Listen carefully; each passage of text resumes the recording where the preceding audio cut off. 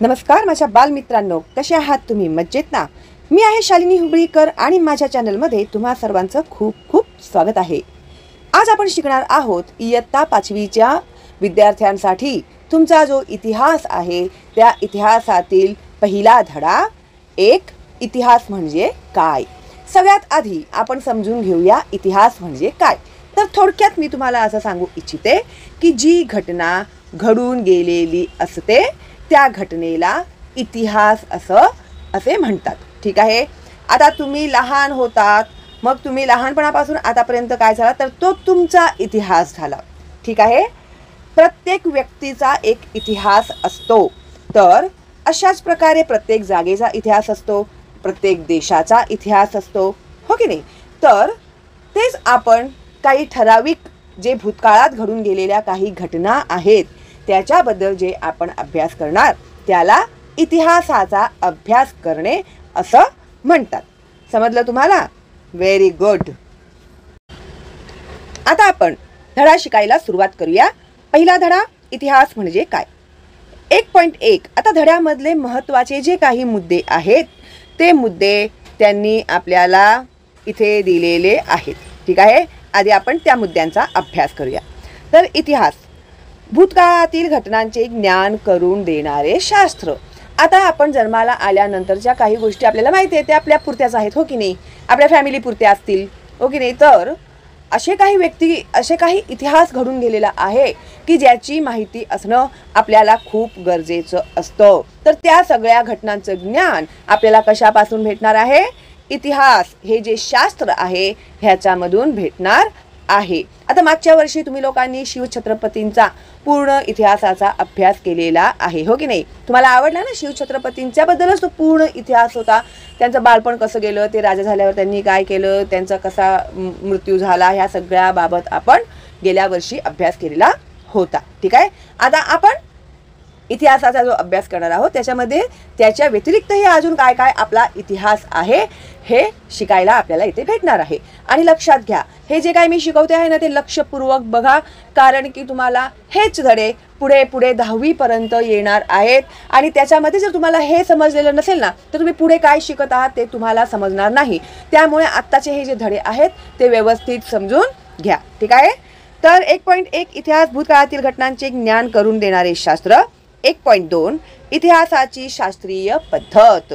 इतिहास म्हणजे कल्पना नाही आहे कुणाचीही, जी खरोखर घडून गेलेली घटना आहे तेच इतिहास आहे. ठीक आहे. आपण स्वप्न बघितलं आणि असं काय तर ते इतिहास नाही. सत्य घटना, घडून गेलेली सत्य घटना. तर इतिहासाची शास्त्रीय पद्धत कशा प्रकारे आहे ते आपण आता शिकणार आहोत पुढे धड्यामध्ये. ठीक आहे. आणि 1.3 इतिहास आणि आपण. इतिहासाचा आपल्याशी काय संबंध आहे बाबा? ती तर कितीतरी वर्षांपूर्वी घडून गेलेली घटना आहे, मग आमचा त्याच्याशी काय संबंध आहे तर ते सुद्धा आपण ह्या धड्यामधून शिकणार आहोत. खूपच इंटरेस्टिंग आहे बरं का हा धडा. तर एकदम कान टवकारून बसा तुम्ही लोक. ओके. आणि 1.4 जे आहे भूतकाळ आणि भविष्यकाळ. आता तुम्ही लोकांनी काळांचा अभ्यास केलेलाच आहे, हो की नाही. किती प्रकारचे काळ असतात सांगा बघू?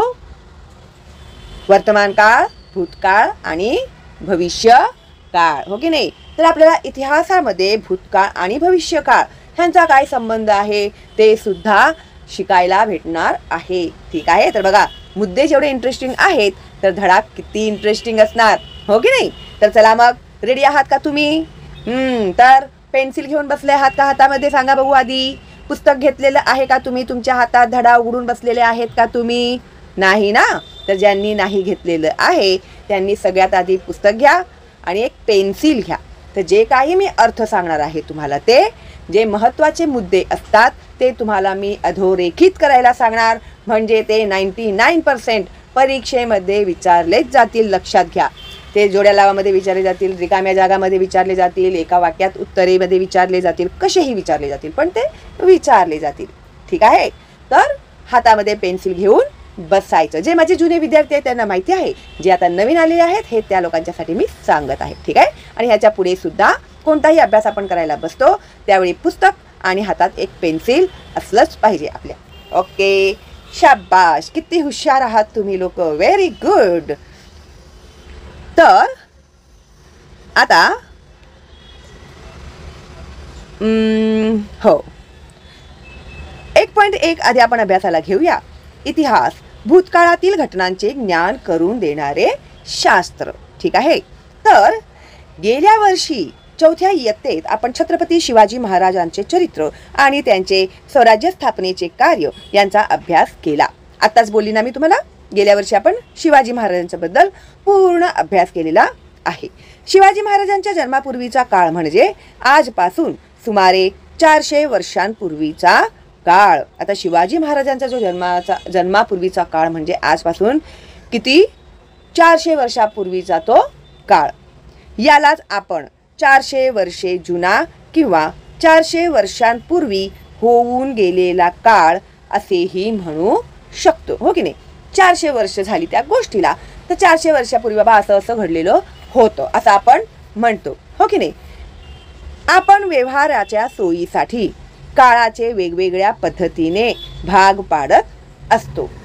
आता जेव्हा आपण बोलतो की नाही एकमेकांशी, आता समजा तुम्ही शाळेत जाऊन आलात तर तुम्ही काय बोलणार, हो मी काल शाळेत गेलेलो होतो किंवा मी शाळेत गेले होते. हो की नाही.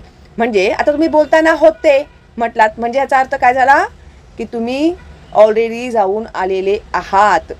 आत्ता मी शाळेत जात आहे, आता तुम्ही जात आहात तर तुम्ही म्हणणार आता मी जात आहे, तर तो काय झाला वर्तमान काळ. गेलो होतो भूतकाळ झाला, आता तुम्ही जात आहात वर्तमान काळ झाला. हो की नाही.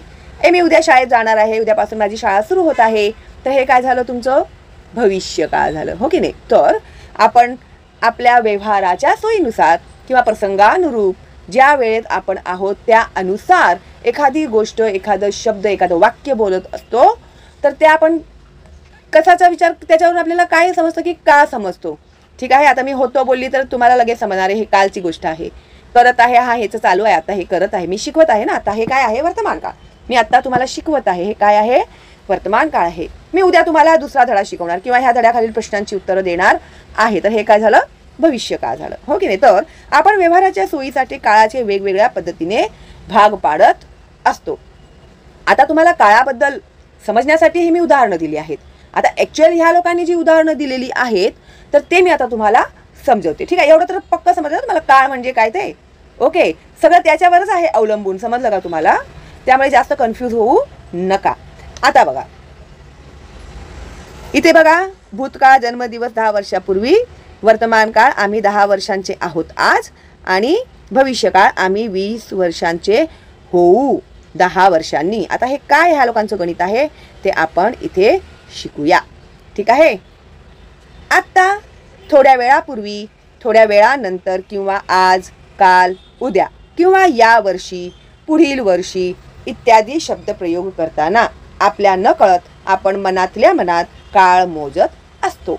आता बघा मी ह्याच्या आधी जे काही उदाहरणं दिली होती, आपण मनातल्या मनात काळ मोजतो ना. म्हणजे मी होतो, आहे किंवा करणार, होणार, हे आपण काय करत असतो, काहीही बोलताना वगैरे आपण मनातल्या मनात काळ मोजून आपल्या शब्दांचा उपयोग करत असतो. ठीक आहे. तर हेच आहे बघा, आत्ता, थोड्या वेळापूर्वी, थोड्या वेळानंतर किंवा आज, काल, उद्या किंवा या वर्षी, पुढील वर्षी इत्यादी शब्द प्रयोग करताना आपल्या नकळत आपण मनातल्या मनात काळ मोजत असतो. आता यामध्ये आत्ता, आज, या वर्षी इत्यादी शब्दांनी लक्षात येणारा काळ म्हणजेच वर्तमान काळ. आत्ता मी तुम्हाला शिकवत आहे की नाही, म्हणजे आता हा काय झालेला आहे वर्तमान काळ झालेला आहे. आज मी तुम्हाला शिकवत आहे, वर्तमान काळ झालेला आहे. या वर्षीचा तुमचा अभ्यास मी पूर्ण शिकवत आहे, हा वर्तमान काळ आहे. ठीक आहे. तर यामध्ये आत्ता, आज, या वर्षी इत्यादी शब्दांनी लक्षात येणारा काळ म्हणजेच वर्तमान काळ. ठीक आहे. हे ना पूर्ण हेच अधोरेखित करा तुम्ही, इम्पॉर्टंट आहे. ठीक आहे. तर आत्ता आणि आज, या वर्षी इत्यादी शब्दांनी लक्षात येणारा काळ म्हणजे वर्तमान काळ. ठीक आहे. त्यानंतर थोड्या वेळापूर्वी, हे पण अधोरेखित करा. थोड्या वेळापूर्वी, काल, गेल्या वर्षी इत्यादी शब्द आपल्याला कोणता काळ दर्शवतात, भूतकाळ दर्शवतात. त्यानंतर थोड्या वेळानंतर, उद्या, पुढील वर्षी इत्यादी शब्दांनी भविष्यकाळ समजतो. समजलं तुम्हाला. अधोरेखित करा हे. तर निघून गेलेला क्षण हा भूतकाळ असतो, म्हणजे होऊन गेलेला क्षण. आता पण हा होऊन गेलेला जो क्षण आहे तो काय झाला, भूतकाळ. सुरुवात मी शिकवली तो झाला भूतकाळ, झाला तो. ठीक आहे. आणि आत्ताचा चालू क्षण आहे हा वर्तमान काळ असतो आणि भविष्य काळ हा अजून यायचा असतो. म्हणजे आता पुढचा धडा मी पुढे शिकवणार आहे, हो की नाही. तर तो काय झालं, होणार आहे, तो अजून झालेला नाही आहे. समजतंय ना तुम्हाला, सोपं वाटतंय की नाही. Very good. काहीही शंका असतील तुम्ही मला कमेंटमध्ये विचारू शकता. ठीक आहे. आणि हां, लाईक करायला विसरायचं नाही. जे नवीन विद्यार्थी आहेत त्यांनी सबस्क्राईब करून बेल आयकन टॅप करा, कारण की आता तुमच्या ज्या प्रश्नांची उत्तरं, प्रश्नपत्रिका, युनिट टेस्ट वगैरे येतील तर मी प्रयत्न करणार आहे की प्रश्नपत्रिका सुद्धा मी तुम्हाला सोडवून दाखवणार आहे. ठीक आहे. जर तुम्ही सबस्क्राईब करून बेल आयकन टॅप नाही केलं तर तुम्हाला नोटिफिकेशन भेटणार नाही. नोटिफिकेशन नाही भेटलं तर मग शोधत बसा कुठे गेलं, हो की नाही. म्हणून सबस्क्राईब करा आणि बेल आयकन टॅप करा. आणि मोफत आहे माझं शिक्षण, तर तुमच्या जेवढे नातेवाईक आहेत, मित्रमैत्रिणी आहेत, सगळ्यांना फॉरवर्ड करा. ठीक आहे. भूतकाळात अनेक घटना घडून गेलेल्या असतात. उदाहरणार्थ आज आपले वय 10 वर्षे असेल. आता बघा, तुम्ही आता 5वीत आलेले आहात. आता अंदाजे आपण असं एक विचार करूया की तुमचं वय किती आहे, 10 वर्ष. आता 10वा बर्थडे झाला असेल ना तुमचा, तर किती वर्षाचे आहात तुम्ही आता, 10 वर्षाचे आहात. उदाहरणार्थ आज आपले वय 10 वर्षे असेल तर आपल्या जन्माची घटना भूतकाळात 10 वर्षापूर्वी घडली. आता तुमचा जो जन्म झाला होता तो भूतकाळ झाला ना, त्याच्यानंतर आता तुम्ही 10 वर्षाचे आहात, तर तुमचा जन्म काय झाला, तुमचा भूतकाळ झाला. ठीक आहे. असा त्याचा अर्थ होईल. त्याचप्रमाणे 10 वर्षांनी म्हणजेच आता बघा, हे इथे तुमचा जन्म भूतकाळ, कारण की 10 वर्षापूर्वी जन्मला होता तुम्ही, हो की नाही. एवढेच आहात का तुम्ही, नाही ना, वर्ष वाढत गेले. मग त्यानंतर वर्तमान काळ, आत्ता तुम्ही किती वर्षाचे आहात, 10 वर्षाचे आहात. ओके. आता अजून 10 वर्ष पुढे तुम्ही गेलात, तुम्ही किती वर्षाचे होणार, बाप रे, किती मोठे होणार तुम्ही लोक, हो की नाही. 20 वर्षांचे होणार तुम्ही. अरे वा. मग भविष्य काळात 10 वर्षांनंतर तुम्ही किती वर्षाचे होणार, 20 वर्षाचे होणार. ओके. तर हे एक उदाहरण त्यांनी तुम्हाला इथे दिलेलं आहे. ठीक आहे.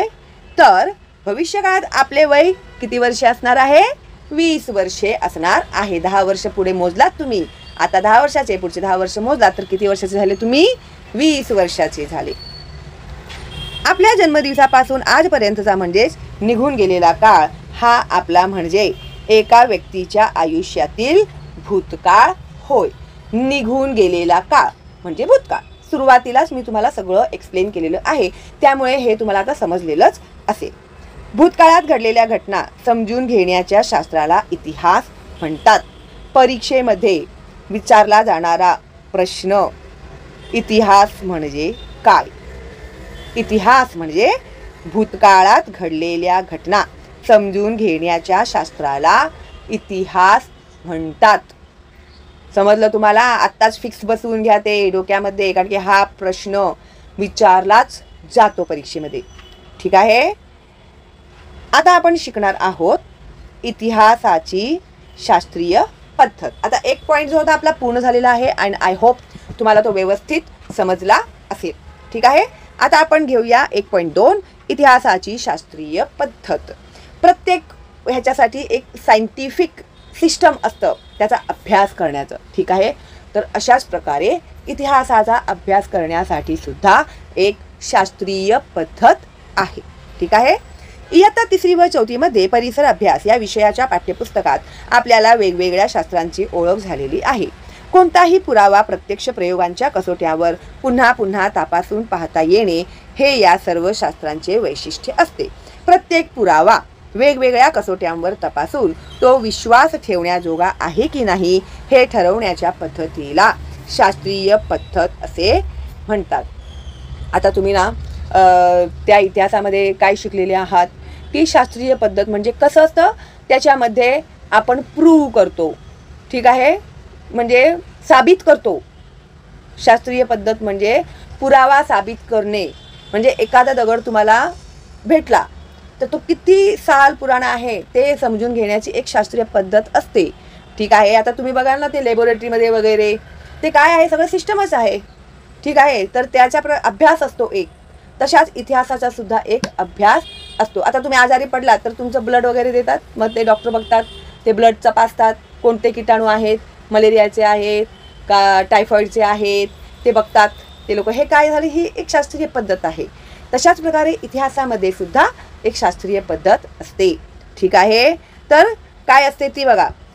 आता हडप्पा मोहेंजोदाडो, आता खोदकाम करताना भेटलं ते, मग लगेच ते इतिहास जे तज्ज्ञ असतात ते लोक तिकडे जातात, मग ते त्यांचं खोदकाम वगैरे ते पुढे सगळं येणार आहे तुम्हाला, उत्खनन वगैरे काय असतं ते.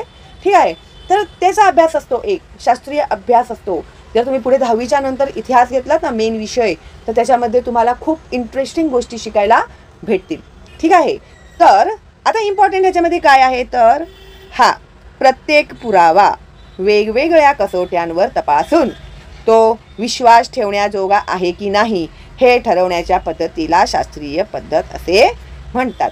आता ते जे ड्रॅगन आहे तर ते ड्रॅगनचे ढाचे वगैरे भेटले होते, हो की नाही, मग ते ड्रॅगनचेच आहेत की नाही त्याची शास्त्रीय पद्धतीने त्या लोकांनी पूर्ण अभ्यास केल्यानंतर जेव्हा साबित झालं तेव्हाच त्यांनी ते डिक्लेअर केलं की हां हे ड्रॅगन या प्राण्याचेच हाडं आहेत, या प्राण्याचेच हाडं आहेत. ठीक आहे, तर ते तुम्ही अधोरेखित करा. आता आपल्या जन्मापासूनच्या अनेक गोष्टी आपल्याला माहीत नसतात. असे असले तरी आजी आजोबा, आई वडील इत्यादी माणसे आपल्या लहानपणाच्या गमतीच्या गोष्टी सांगत असतात. या गोष्टी त्यांच्या आठवणीत असतात. आता बघा, तुम्ही जेव्हा असं फॅमिलीमध्ये असं पण गप्पा बिप्पा मारायला बसतो की नाही, तर गप्पा मारत असताना आपल्या बालपणीचा कधी कधी सब्जेक्ट निघतो, हो की नाही, आणि खूप हसा मस्करी होते, हो की नाही.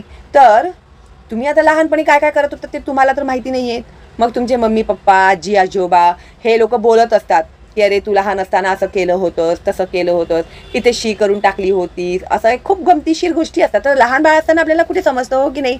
अशाच काही गमतीशीर गोष्टी असतील ना तुमच्याबरोबर घडलेल्या, तर मला कमेंट करून सांगा हां तुम्ही. आणि हां, तुमचं नाव आणि कुठून तुम्ही माझा व्हिडिओ बघत आहात हे सुद्धा मला सांगायला विसरू नका हां. मला खूप आवडेल जर तुम्ही असं मला सांगितलं तर. ओके, तर अशा काही गोष्टी आणि त्यांच्या आठवणीत असतात ते आपल्याला सांगत असतात. माझी मम्मी तर अजून पण मला सांगत असते माझ्या बालपणीच्या गोष्टी, हो की नाही, त्याला काही अंत नसतं. आता एकाच गोष्टीची आठवण वेगवेगळ्या व्यक्ती सांगतात. आता समजा लहानपणी आपल्याबरोबर एखादी घटना घडून गेली, ती आई सांगेल, तिची पद्धत वेगळी असणार, ती वेगळ्या पद्धतीने सांगणार, बाबा वेगळ्या पद्धतीने सांगतील, आजी वेगळ्या पद्धतीने सांगेल, आजोबा वेगळ्या पद्धतीने, आणि त्याच्यामध्ये चेंजेस असतात कितीतरी, हो की नाही. त्यामुळे एक्झॅक्टली काय झालं आहे ते समजणं आपल्याला कठीण जातं, हो की नाही. तर एकाच गोष्टीची आठवण वेगवेगळ्या व्यक्ती सांगतात तेव्हा त्यांच्या सांगण्यात थोडाफार फरक असू शकतो. अशा वेळेस नेमके बरोबर कोणते असा प्रश्न आपल्याला पडतो. नेमके बरोबर कोणते हे ठरवण्यासाठी सांगितल्या गेलेल्या गोष्टींची बारकाईने तपासणी करावी लागते, हो की नाही. मग आपण काय झालं होतं बाबा नेमकं, मग आपण अजून लोकांना विचारणार, मग किती जणांचे बरोबर येतात, एकसारखे आहेत, मग त्याच्यावरून आपण अंदाज हां म्हणजे ह्या लोकांचे, हे लोक जे बोलत आहेत 2-3 जण ते बरोबर बोलत आहेत आणि बाकीचे जे बोलत आहेत ना एक एक वेगवेगळं ते चुकीचं आहे. तर हे आपण काय करतो, कन्फर्म करतो की नेमकं काय झालं होतं. मग जेव्हा आपण त्या लोकांशी 3-4 जणांचे एकसारखे येतात मग तेव्हा आपल्याला कन्फर्म होतं की अरे हां असंच झालं असणार म्हणून. ठीक आहे, तर ते काय केलं आपण, बारकाईने तपासणी केली. ठीक आहे, चौकशी केली की बाबा काय झालं होतं नेमकं. तर भूतकाळातील घटना पुन्हा जशाच्या तशा घडवून आणण्याचा प्रयोग करणे शक्य नसते. आता भूतकाळ म्हणजे होऊन गेलेली घटना. आता तुमचा जन्म तुम्ही परत आणू शकणार आहात का, शक्य आहे का ते सांगा बघू. नाही, साधं सिंपल उदाहरण देते मी तुम्हाला. तर भूतकाळात जी घटना घडून गेलेली असते ती परत आपण घडवून आणू शकत नाही. ठीक आहे, त्यामुळे इतिहास मांडण्याची पद्धत इतर शास्त्रांपेक्षा वेगळी आहे. असे असले तरी त्यातील पुरावा शोधण्यासाठी, तपासण्यासाठी आणि जुळवण्यासाठी शास्त्रीय पद्धतीचाच उपयोग केला जातो, हो की नाही. तर ती जी घटना घडून गेलेली आहे तर ती बरोबर आहे की नाही. जसं मी उदाहरण दिलं, ड्रॅगनची हाडं भेटली, ती ड्रॅगनचीच होती का, त्याचा शास्त्रीय पद्धतीने पूर्ण अभ्यास केल्यानंतरच ते लोक डिक्लेअर करतात की हां म्हणजे घोषणा करतात की ही जी हाडं आहेत ती ड्रॅगनचीच आहेत म्हणून. ठीक आहे, तर अशा प्रकारे. तर त्यासाठी आवश्यकता असेल तर इतर शास्त्रांची मदत घेतली जाते. हे सर्व विचारात घेऊन इतिहास हे एक शास्त्र आहे असे म्हटले जाते. इतिहास केवळ कल्पनेच्या आधारे लिहिला जात नाही. हा पूर्ण पॅरेग्राफच खूप महत्त्वाचा आहे तुमच्यासाठी. ठीक आहे. तर भूतकाळात पुन्हा जशाच्या तशा घटना आपण घडून आणू शकत नाही. इतिहासामध्ये जे काही घटना घडून गेलेल्या आहेत, जे काही पुरावे आपल्याला भेटत आहेत, त्याचा आपण पुरावा शोधतो, शास्त्रीय पद्धतीने त्यांचा मागोवा घेतो. ठीक आहे. त्यानंतर आणि त्यासाठी आपण इतर शास्त्रांचाही मदत घेतो, म्हणजे सायन्सची मदत घेऊ शकतो आपण, त्याच्यामध्ये रिसर्च वगैरे करून. असं एकच व्यक्ती एक गोष्ट करू शकत आहे, इतर शास्त्रांचीही प्रसंगी त्या लोकांना मदत घ्यावी लागते, ते पुरावे कन्फर्म करण्यासाठी किंवा प्रूव्ह करण्यासाठी. ठीक आहे. तर हा पॅरेग्राफ पूर्ण महत्त्वाचा आहे. 2 ते 3 वाक्यात उत्तरे द्यामध्ये तुम्हाला हा प्रश्न येऊ शकतो. ठीक आहे. आता बघा, हे इतिहासामध्ये जेव्हा खोदकाम वगैरे केलं, त्या खोदकामामध्ये ही भेटलेली बघा, ही भांडी किंवा भांड्यांचे काही अवशेष, हे काही नाणी आहेत. ठीक आहे.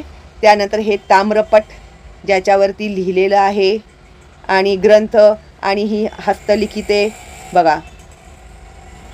ठीक आहे. तर खोदकामामध्ये आपल्याला ही भेटलेली आहेत. ठीक आहे. तर काय काय भेटलेत? भांडी, नाणी, ताम्रपट, ग्रंथ व हस्तलिखित. Very very important. आता पुढे ते येणारच आहे डिटेलमध्ये, त्यामुळे आता हे मी सांगत नाही काही तुम्हाला जास्त. आता प्राचीन वस्तू, वस्तू म्हणजे ह्या भेटलेल्या वस्तू ज्या आहेत ना, नाणी बिणी, ते. वास्तू म्हणजे ताजमहल काय आहे? वास्तू. कुतुब मिनार काय आहे? वास्तू. ठीक आहे. जागा. ओके. शिल्पे म्हणजे जे काही मूर्त्या बिर्त्या आहेत ते. भांडी, नाणी, कोरीव लेख. आता तुम्ही कधी प्राचीन ठिकाणी गेलेले असाल ना, ज्या अजंठा एलोरा वगैरे, दगडांवरती कोरून लिहिलेले लेख, किल्ल्यावर गेले असाल तर किल्ल्यांवरती तुम्हाला कोरून लिहिलेले लेख दिसतील, त्याला म्हणतात कोरीव लेख. ताम्रपट, आत्ताच मी तुम्हाला दाखवलं ना, ताम्रपट, ग्रंथ व हस्तलिखिते. हे बघा, हे ताम्रपट आहेत पानांवरती लिहिलेलं, आणि हे ग्रंथ आणि हस्तलिखिते. लोकांच्या स्मरणात असलेल्या कथा, कहाण्या, लोकगीते इत्यादींना इतिहासाची साधने असे म्हणतात. परीक्षेमध्ये 100% विचारला जाणारा हा प्रश्न आहे. इतिहासाची साधने कोणती? तर इतिहासाची साधने कोणती? तर ती आहेत प्राचीन वस्तू, वास्तू, शिल्पे, भांडी, नाणी, कोरीव लेख, ताम्रपट, ग्रंथ, हस्तलिखिते, आणि लोकांच्या स्मरणात म्हणजे काय? स्मरणात म्हणजे आठवणीत असलेल्या कथा, कहाण्या. आता जसं तुम्हाला सांगितलं ना, आजी आजोबा तुमच्या बालपणीच्या गोष्टी सांगतात, तशा प्रकारे. ठीक आहे. तर त्या गोष्टी, कहाण्या, कथा, कहाण्या, लोकगीते इत्यादींना इतिहासाची साधने असे म्हणतात. आता त्याच्या डिटेल तुम्हाला पुढे येणार आहे, त्यामुळे मी आताच काही एक्सप्लेन करत नाही, उगाच कन्फ्युजन नको. ठीक आहे. तर अंडरलाईन केलं काय ह्यांना? Okay, very good. आणि समजलं तुम्हाला? शाबास. अरे किती हुशार आहात तुम्ही. असणारच ना, शालिनी हुबळीकरचे विद्यार्थी म्हटल्यावर हुशारच असणार. ठीक आहे. चला, या साधनांचे, आता हे सुद्धा खूप महत्त्वाचा पॉइंट आहे, लक्षात घ्या. या साधनांचे भौतिक, लिखित आणि मौखिक असे 3 प्रकार असतात. इतिहासाच्या साधनांचे किती प्रकार असतात हाही प्रश्न परीक्षेमध्ये विचारला जाऊ शकतो, किंवा इतिहासाच्या साधनांचे प्रकार कोणते हाही प्रश्न विचारला जाऊ शकतो. ठीक आहे. तर इतिहासाच्या साधनांचे 3 प्रकार असतात. एक आहे भौतिक, एक आहे लिखित, आणि एक आहे मौखिक. ठीक आहे. तर भूतकाळात नेमके काय आणि कसे घडले याचा शोध घेण्यासाठी या साधनांपासून मिळणाऱ्या पुराव्यांच्या खरे खोटेपणाची कसून तपासणी केली जाते. आता भौतिक, लिखित आणि मौखिक हे जे काही प्रकार इतिहासामध्ये घडून गेलेले आहेत, भूतकाळात घडून गेलेले आहेत, ते नेमके कसे घडले असतील बाबा? कशा प्रकारे ती लोक राहत असतील? कशा प्रकारे त्या लोकांनी या साधनांचा उपयोग केला असेल? का त्या लोकांनी ही साधने बनवली असतील? तर अशा विविध प्रकारांचा जो अभ्यास आपण करतो, ते कोणाच्या मदतीने करतो? ह्या मिळालेल्या साधनांच्या मदतीने करतो आणि मग ते खरोखरचेच खरे आहेत की खोटं खोटं कोणीतरी. आता माझ्याकडे 1 रुपयाचा शिक्का आहे, मी गेली त्या इतिहासकारांकडे, मी बोलली हा 1000 वर्ष पुराणा शिक्का आहे हा माझ्याकडे 1 रुपयाचा, ठीक आहे. आता मी त्यांना दिलं तर मी बोलली 1000 वर्षे जुनं आहे, तर ते लोक मान्य करतील का? हां, नाही मान्य करणार. ते लोक काय करणार, त्याचा आधी तपास करतील शास्त्रीय पद्धतीने की खरोखर हा 1000 वर्ष जुना आहे की असंच काहीतरी थापा मारते म्हणून. मग ते जाणार बघणार, ना रे हे तर 2024च आहे सिक्का, हे असंच बोलते आम्हाला खोटं खोटं. लगेच समजणार त्या लोकांना. तर का समजलं त्या लोकांना? कारण की त्यांनी त्याचा शास्त्रीय पद्धतीने तपास केला आणि ते पुरावे बघितले त्यांनी जे काही आहेत ते. बोलले अरे नाही, हे तर असंच बोलते आम्हाला 1000 वर्ष जुनं आहे म्हणून, हे आताच आहे असं, ठीक आहे. तर तुम्ही कोणतीही गोष्ट फेक करू शकत नाही, त्यांना फसवू शकत नाही, कारण की ते त्यांच्या खरे खोटेपणाची शास्त्रीय पद्धतीने तपासणी करतात. ओके, त्यानंतर ते जे काही तपासणी पूर्ण करतात त्या तपासणीच्या कसोटीला उतरलेल्या पुराव्यांच्या आधारे भूतकाळातील घटना क्रमवार जुळवून इतिहासाची मांडणी केली जाते. ती शास्त्रीय पद्धत होय. अतिशय महत्त्वाचा प्रश्न आहे हा, जो तुमच्या परीक्षेमध्ये विचारलाच जातो, ठीक आहे. इतिहासाची शास्त्रीय पद्धत काय आहे, ठीक आहे. तर इतिहासातील साधनांचे भौतिक, लिखित आणि मौखिक असे 3 प्रकार असतात. भूतकाळात नेमके काय आणि कसे घडले यांचा शोध घेण्यासाठी या साधनांपासून मिळणाऱ्या पुराव्यांच्या खरे खोटेपणाची कसून तपासणी केली जाते. कसोटीला उतरलेल्या पुराव्यांच्या आधारे भूतकाळातील घटना क्रमवार जुळवून इतिहासाची मांडणी केली जाते.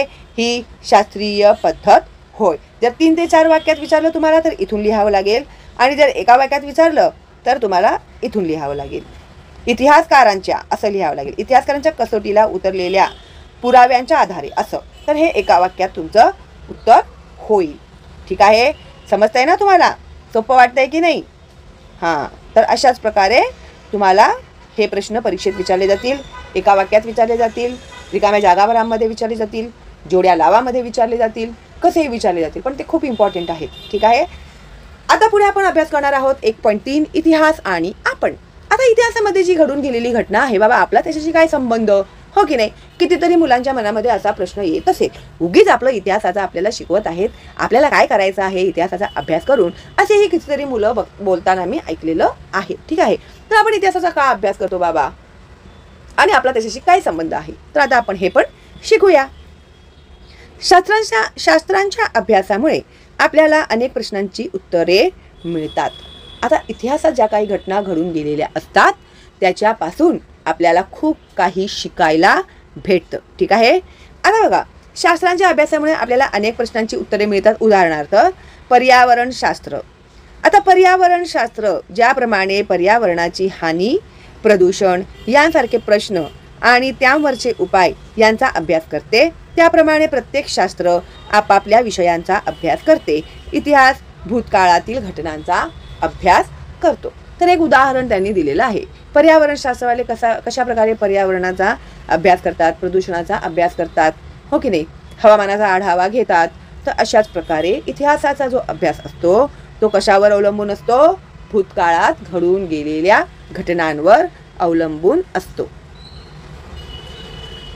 माणसाच्या व्यक्तिगत किंवा सामूहिक कृतींच्या परिणामांतून मानवी समाजाच्या प्रगतीसाठी पोषक किंवा हानिकारक वातावरण निर्माण होत असते. आता समाजामध्ये कोण राहतो? आपण माणूस राहतो, हो की नाही, माणसे राहतो. तर माणसाचं व्यक्तिगत म्हणजे पर्सनल, आपलं स्वतःचं असं, ठीक आहे. तर माणसाच्या व्यक्तिगत किंवा सामूहिक म्हणजे तुम्ही वर्गामध्ये कसं वागता, शेजाऱ्या पाजाऱ्यांशी कसं वागता ते. तर तुम्ही जे काही वागता ना त्या काय आहेत, त्या तुमच्या कृती आहेत, तुम्ही केलेल्या त्या कृती आहेत. प्रेमाने वागता की रोज त्यांच्याशी भांडता, ही काय आहे, तुमची कृती आहे, ठीक आहे. तर ती व्यक्तिगत तुम्ही पर्सनली कसे आहात किंवा समाजात तुमच्या कृती कशा आहेत, या परिणामांतून मानवी समाजाच्या प्रगतीसाठी पोषक किंवा हानिकारक वातावरण निर्माण होत असते. जर तुम्ही चांगलं प्रेमाने राहत असाल समाजामध्ये किंवा व्यक्तिगतरित्या तर चांगलं पोषक वातावरण असेल. जर तुम्ही उठसूट भांडत बसलात तर काय होणार, त्याचा परिणाम काय होणार, हानिकारक होणार. मग ते वातावरण कसं असणार आहे, हानिकारक असणार आहे. तर हे कशावर अवलंबून आहे, माणसाच्या व्यक्तिगत किंवा सामूहिक कृतींवर, सामूहिक म्हणजे ग्रुपमध्ये, असा कृतींवर ते अवलंबून असणार आहे. उदाहरणार्थ, एखाद्या गावातील लोक एकजुटीने एकमेकांच्या सहाय्याने जेव्हा सगळी कामे पार पाडतात तेव्हा गावाचा विकास उत्तम रीतीने होतो. आता एखादं तुम्हाला असे काही धडे पण आता येतील पुढे. आता कितीतरी उदाहरणं तुम्ही पाहिली असणार की खेड्यापाड्यांमध्ये लहान मुलांनी मिळून नदी ओलांडण्यासाठी मग गावकऱ्यांना गोळा केलं आणि पूल तयार केलं. तर हे कशामुळे शक्य झालं? कारण की सगळे गावकऱ्यांनी मान्य केलं आणि त्यांनी सगळ्यांनी श्रमदान केलं आणि त्या सगळ्यांनी मिळून तो पूल बनवला. त्याचा फायदा संपूर्ण गावकऱ्यांना झाला. तर एखाद्या गावातील लोक एकजुटीने एकमेकांच्या सहाय्याने जेव्हा सगळी कामे पार पाडतात तेव्हा गावाचा विकास उत्तम रीतीने होतो. तर सगळे गावकरी मिळून जेव्हा कोणतंही काम करतात त्यावेळी त्या गावाचा काय होतो? विकास होतो. ओके, विकास होणे म्हणजे प्रगती होणे. हा प्रश्न येतो हा परीक्षेमध्ये, खूप इम्पॉर्टंट आहे, लक्षात घ्या. अरे बाबा. तर हे काय झालं? एकजुटीने काम केल्यावरचा परिणाम झाला. पण समजा, परंतु गावातील लोकांमध्ये काही कारणाने एकजूट झाली नाही तर मात्र गावाच्या विकासात अडथळे निर्माण होतात. आणि हा प्रश्न परीक्षेमध्ये विचारला जातो की गावाच्या विकासात अडथळे का निर्माण होतात? का निर्माण होतात? कारण की ते गावातील लोक जे आहेत ते एकजूट नसतात, एकजुटीने ते काम करायला तयार नसतात. एक बोलणार आपण पूर्वेकडे खोदूया, दुसरा म्हणणार नाही आपण पश्चिमेकडे खोदूया. असं कळलं की मग काय होतं? गावामध्ये तंटे होतात, भांडणं होतात, मग ते कामच होत नाही. काम नाही झालं तर गावाचा विकास होणार का? सांगा बघू. नाही होणार, हो की नाही? तर अशा प्रकारे गावाची प्रगती मग होणार नाही. तर हे इम्पॉर्टंट आहे, हे अधोरेखित करून ठेवा. तर भूतकाळातील मानवी समाजाचे विचार, कृती आणि कृतींचे परिणाम यांचा शोध घेऊन अनेक प्रश्नांची उत्तरे इतिहास शोधतो.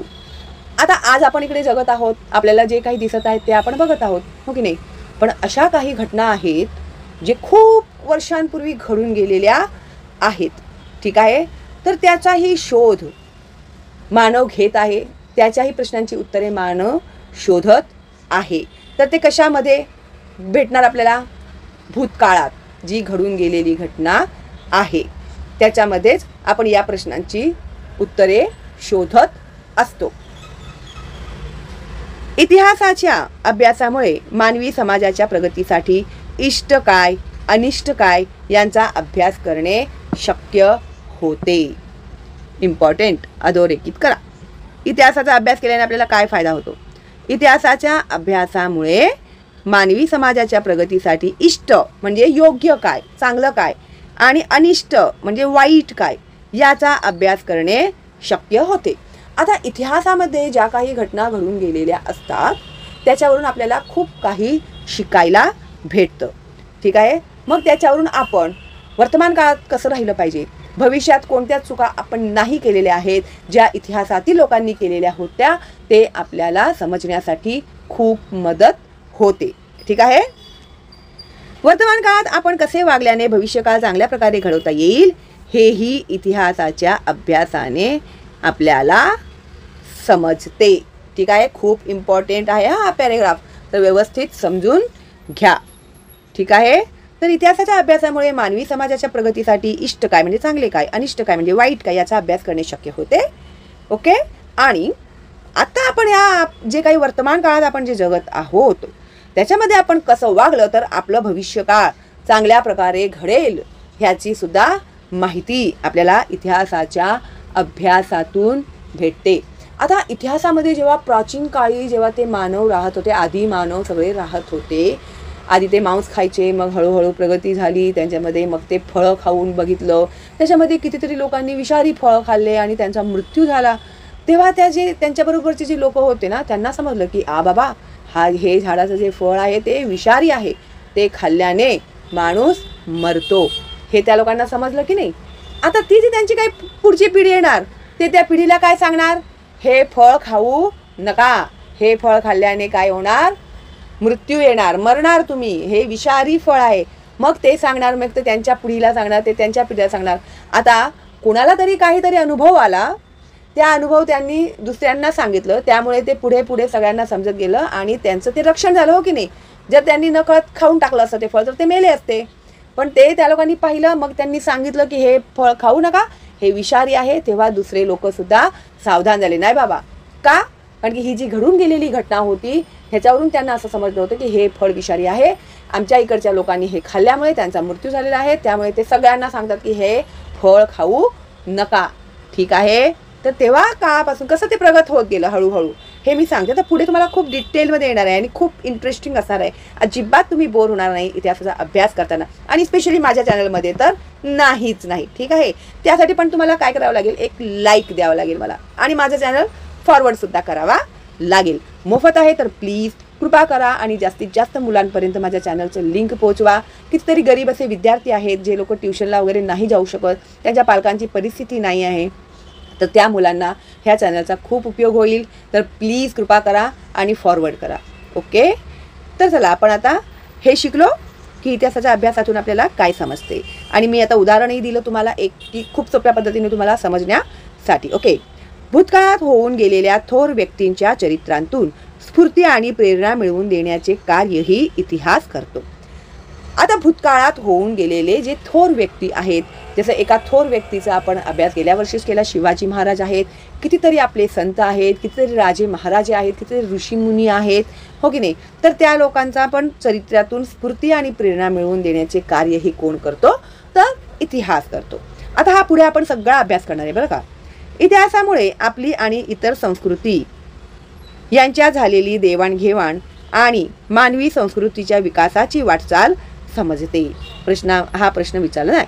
इतिहासाच्या अभ्यासामुळे आपल्याला काय समजते, तर इतिहासामुळे आपली आणि इतर संस्कृती यांच्यात झालेली देवाणघेवाण, आपली संस्कृती आणि दुसऱ्या काही संस्कृती आहेत त्यांच्यामध्ये काय देवाणघेवाण घेतलं, आपण त्यांच्यातून काय घेतलं, आमच्याकडून त्या लोकांनी काय घेतलं, तर हे आपल्याला समजतं.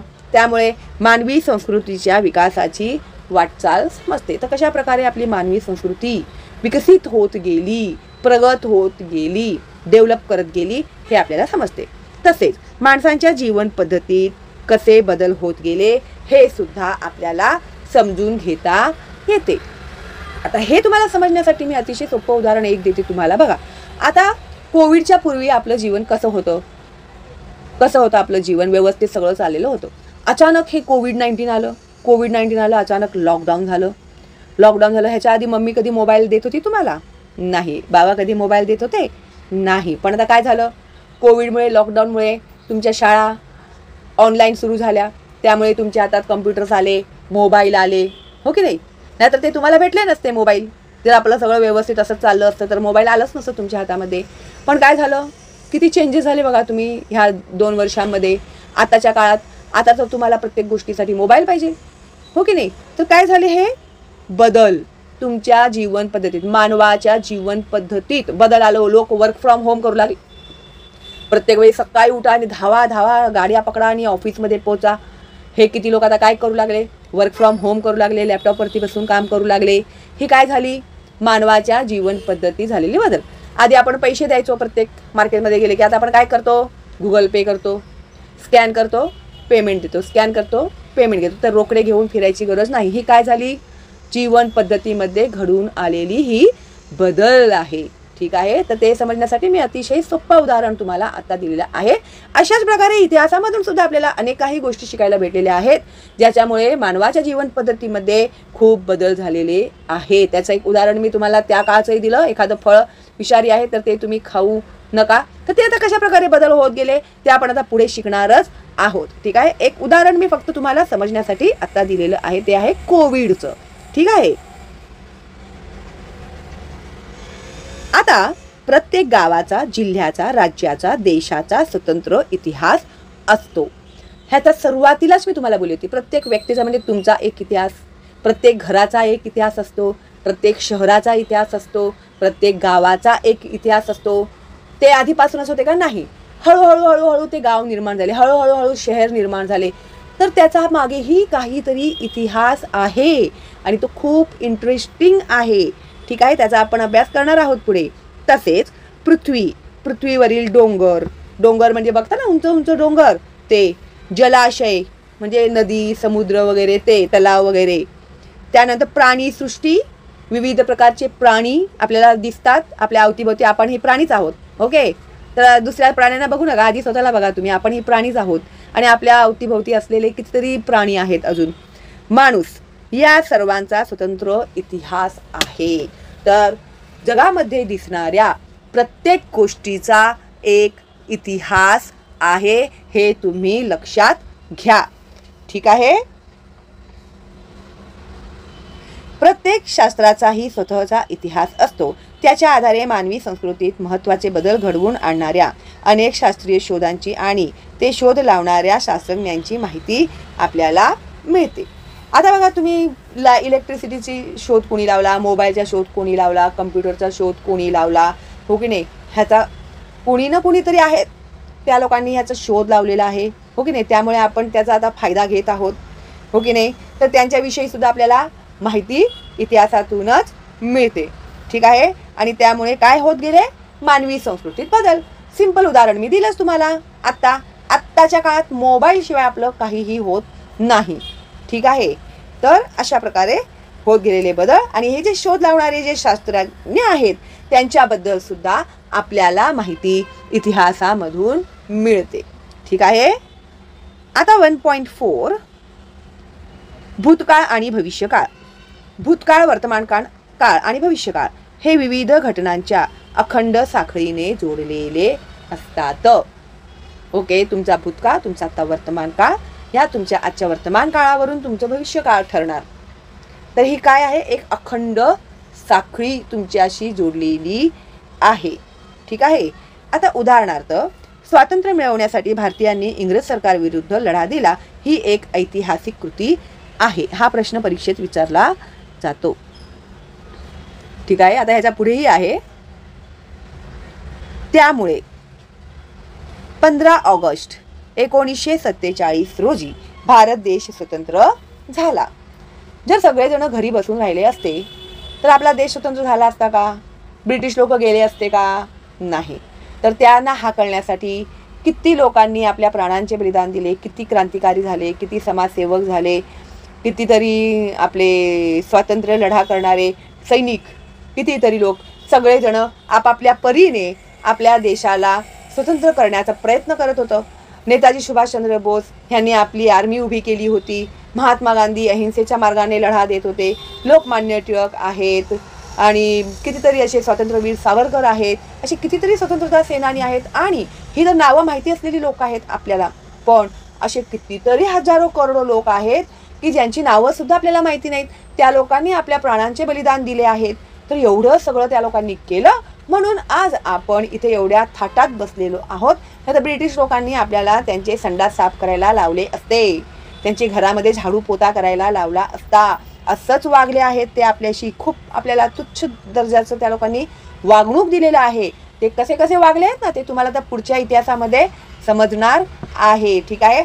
तर आज आपण हे जे स्वातंत्र्याचं जीवन उपभोगत आहोत तर ते कुणामुळे, हे जे स्वातंत्र्य आपले सैनिक आहेत त्या लोकांनी आपल्या भारत देशाला स्वतंत्र करण्यासाठी आपल्या प्राणांचे बलिदान दिले म्हणून आज आपण स्वतंत्र झालेलो आहोत. तर ही काय आहे, ऐतिहासिक कृती आहे, इतिहासामध्ये घडून गेलेली कृती आहे. तर स्वातंत्र्य मिळवण्यासाठी भारतीयांनी इंग्रज सरकार विरुद्ध लढा दिला, ही एक ऐतिहासिक कृती आहे.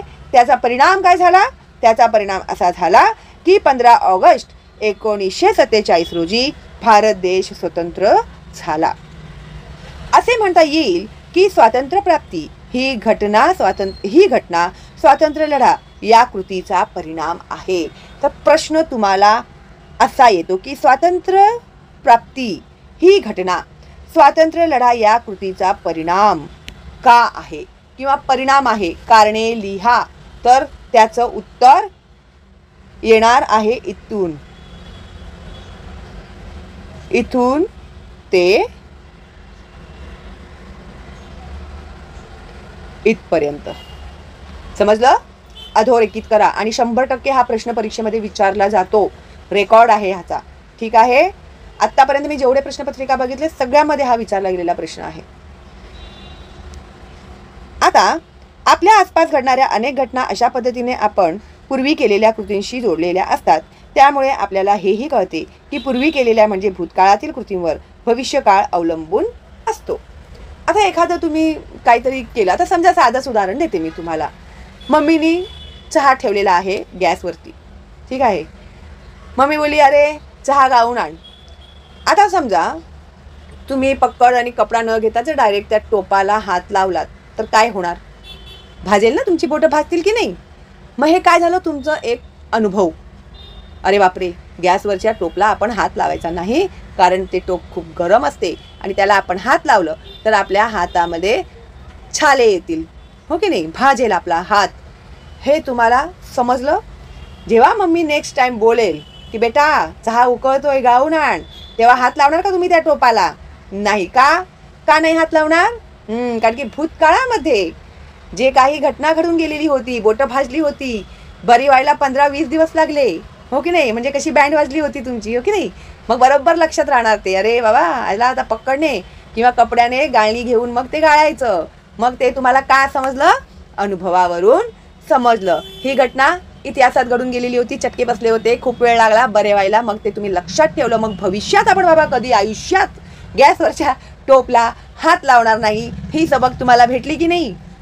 आता लावणार का असा हात? नाही की नाही. तर आपल्या आसपास घडणाऱ्या अशाच कधी खूप काही घटना असतात. अशा पद्धतीने आपण पूर्वी केलेल्या कृतींशी त्या काय असतात? जोडलेल्या असतात. समजलं ना आता तुम्हाला? म्हणजे ते जोडलेली घटना होती ती.